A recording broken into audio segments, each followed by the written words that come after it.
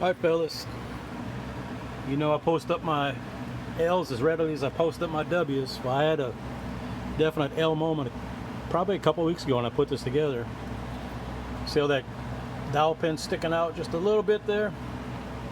Well, in my cranial rectal inversion moment, I thought, well, I'll take and cut a little notch for that button, that washer, and then I'll put it on, and it worked fine.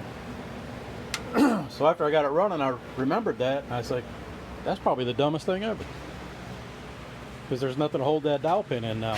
So brought it in the garage yesterday. Vince got it tore apart last night, and I was putting this back on today. So that one's going away.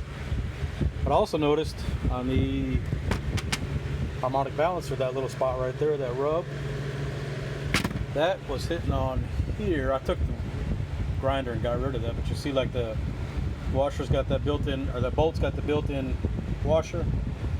That's what was hit. You see on the bottom of the water pump, they come from the factory with that flattened out because they're so close. So I ground that off, got rid of that, and then I noticed that little spring right there was not in the seal.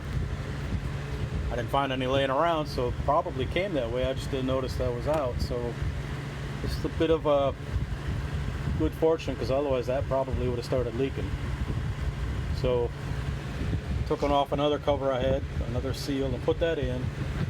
And also this right here is where the cable that goes underneath on the SN cars, starter cable goes right there. Well, it touched the harmonic balancer enough that it wore through the insulation in one little spot, and so I imagine when I was cranking and it got to that spot, it was probably arcing.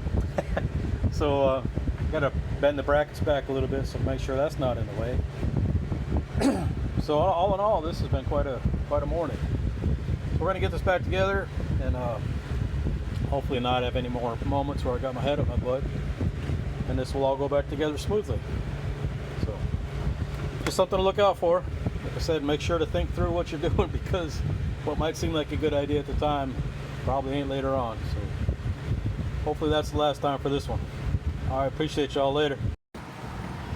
Alright guys, just to wrap this up. Oh, gosh darn it, bright. We'll got the harmonic balancer on after I put the timing cover on. The timing cover can go on with the dowel pins on the sides. Just kind of get it lined up, make sure this lip is tucked in on the gasket, and then give it a wrap on the top with a dead blow hammer, and it goes right on. I didn't think it was possible, but did it with Kevin's car, McNuggles, when we put the cam in, and then did it again with this one, so it worked out pretty good. Like I said, make sure when you put the harmonic balancer on, that lip doesn't roll over. I always put a nice light coat of oil on the balancer snout, like a 10 or 520 or something like that, something really light, and so far it works pretty good. Just got, like I said, make sure you check it.